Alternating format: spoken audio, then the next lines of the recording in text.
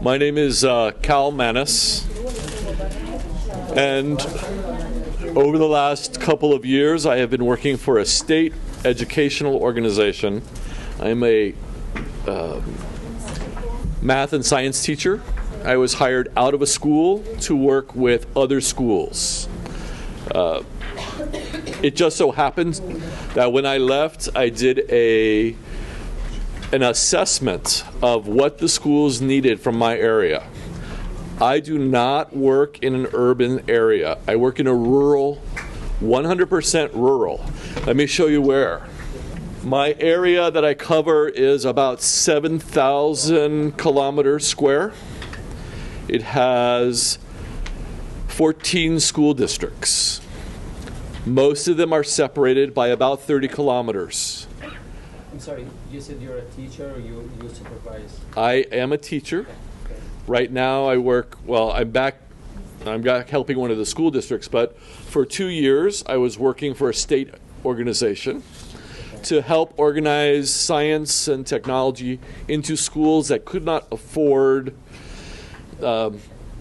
what an urban area, what a city could pay for. My area is multicultural. It's very rural. There's about 50,000 people in 7,000 square kilometers. A lot of small communities. The largest community has 12,000 people. We have 2 tribal entities. So Native American Indians are a large percentage of this state.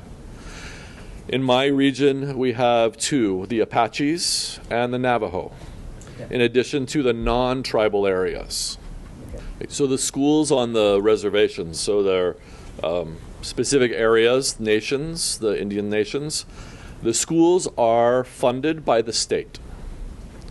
So even though they are their own government, they are still funded by the state of Arizona.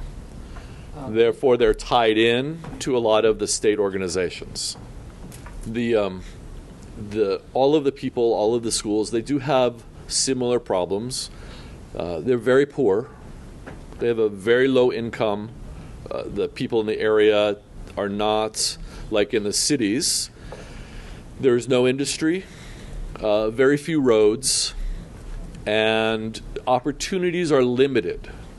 Additionally, it's about 300 kilometers from here and about 1,500 kilometers up. So it ranges between 2,000 and 2,500 kilometers in elevation. The weather is difficult. We get a lot of snow, rain, wind. It's very different from here. So the SciTech Festival is in February and March. In the mountains of my area, it's snowing.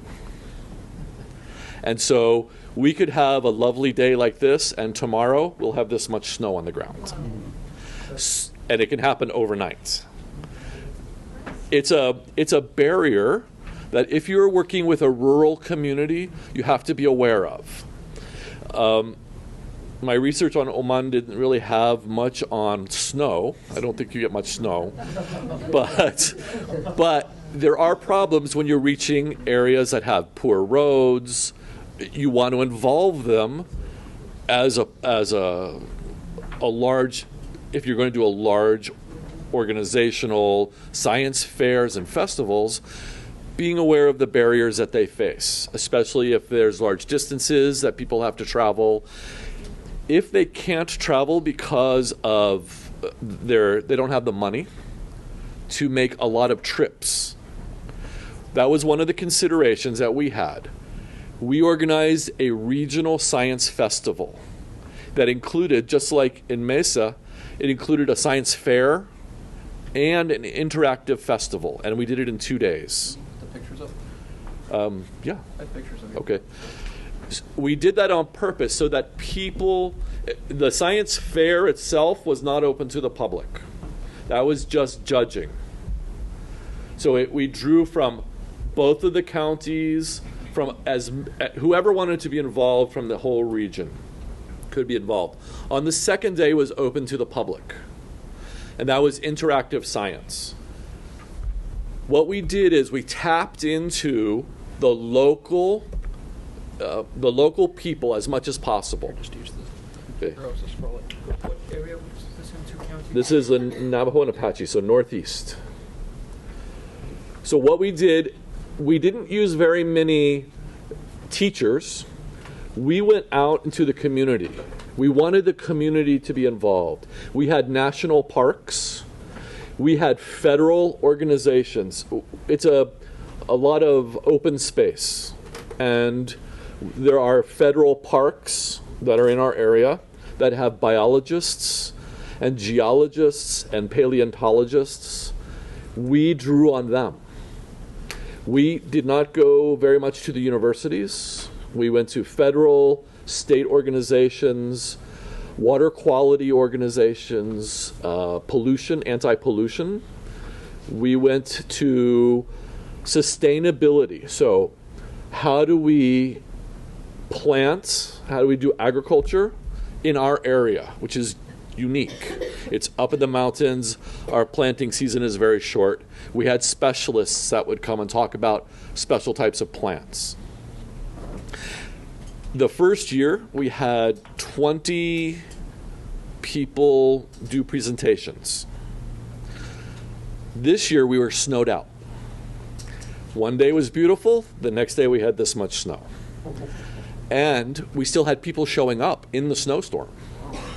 So what we've decided to do, and this is what we learned, is we're going to move our science festival into the fall, so into October, when the weather isn't as bad. When you're that high, the weather can always be bad. We can get snow in June. It's not normal, but it does happen. So we realized we had to have a contingency. If the weather's really bad, where will we go? And so we use one of the high schools. Our second year this year, our whole festival will be outside. We have a organization that bought of teachers and community members that bought 5 hectares of wild land and then put in a science discovery park in there. So there's wetlands, there's trees, there's wildlife, and they run programs all through the summer. The last event will be our festival before they take their tents down. It's all outside. They do a lot of work with wildlife, like wild birds that have broken wings, or antelope, large deer. There are one group that's funded by the federal government that works with fish. And so they all show up and talk about what's needed to be done to maintain the wildlife in the area, to support it, to keep urban sprawl, people from poaching. It's very interesting. A lot of the wildlife is not seen unless it's brought to you, because it's out in the mountains. The fair itself it has a committee of people that run it. There are 10 people that decided this was what was. I convinced them. They decided that they needed to do this. They were just looking for an opportunity, most of these folks. Half of them are retired professionals, doctors, lawyers, biologists. They've retired and live in the mountains. From the same region? Yeah, they all live up there. I'm sorry? From the same region? Yeah, they live there now. Most of them come from other parts of the country, and they've retired. They don't work anymore, so they live up there. It's a beautiful place to live. But they're intellectuals, and they didn't have much to do. So they were looking for things. This was a perfect opportunity. And it's an untapped resource. It's a resource of people who have lifetime of science background who all of a sudden have nothing to do. So you tap into them. You bring them in, and they want to do everything. They want to help you organize. They will volunteer. They will help you. We have an architect who lays everything out. Just like in Chandler had their street laid out, we have an architect that does all of that. He lays out the tables. He does everything. We were very fortunate that that group was willing and ready. And I think they're very underutilized. In the United States, the folks that are older tend to be underutilized. They have all this information, and we just tapped into that. No, the first day we don't. The second day we evaluate. Oh, yeah, the second. Yeah, the first day is all judging of Why do science you do the fairs. judging? That's what I mean. Oh, in this area, we have several levels of science fairs. It starts at the school, and then the winners from the school go to a regional fair. In my area, we didn't have a regional fair. They had to go to another part of the state. They had to send their students to another part of the state. That was a 5-hour drive. It was unrealistic. It was just crazy. So we created a regional fair, and that's the first day. Winners from this fair come to the state level. Winners at the state level go to the international. So it's one International or national? international. We go from the state to international. That's what everybody's here. That's what everybody's here for this week. Yeah, tomorrow, right? Yeah, it's this whole week. Okay. So this is one level of the determination from the schools. From school, this is the next level. Okay, and the winners would. Winners will go to a state competition, and winners from the state competition will go to another higher level. So this would be one day. We are trying to encourage, with this fair, we're trying to encourage scientific thought in the schools. Because as any of you who work in rural communities, you'll know, my community is very conservative. They don't like change. Change is bad. This is change. This is a different way of approaching education through projects and asking questions.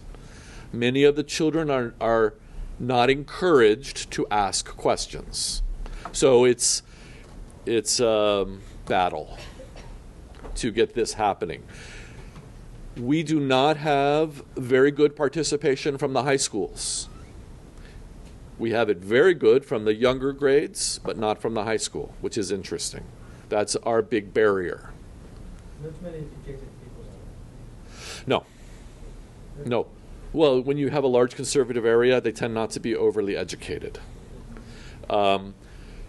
We have, I don't know what the literacy level is, but it's probably fair to be what the general in the United States is. Let's see. Let me go on. What we did was, in order to make this happen, we needed participation from as many science organizations in our area as possible. It did take some investigation and convincing people that they should be a part of it. This is a hands-on activity from the Northern Arizona University, a group that helps science teachers. They came and did a big spread of hands-on activities. This is the inside of a van, a large van from the hospital. We have one hospital that covers a radius of 200-kilometer radius, one hospital. This is their attempt to reach out into the community. So they bring the van to show it off. And this man is the driver. So one of the things that's unique in our area and that we encounter a lot with students is that students with darker skin look at their teachers and look at the television and look at science and they see light-skinned people.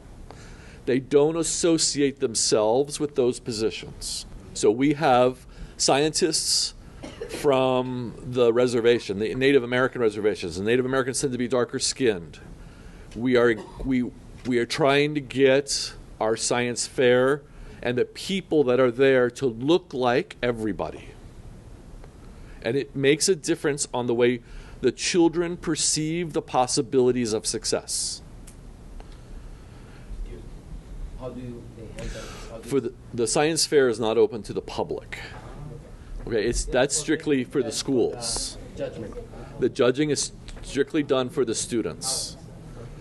It's open the next day for people to view it, but it's not open for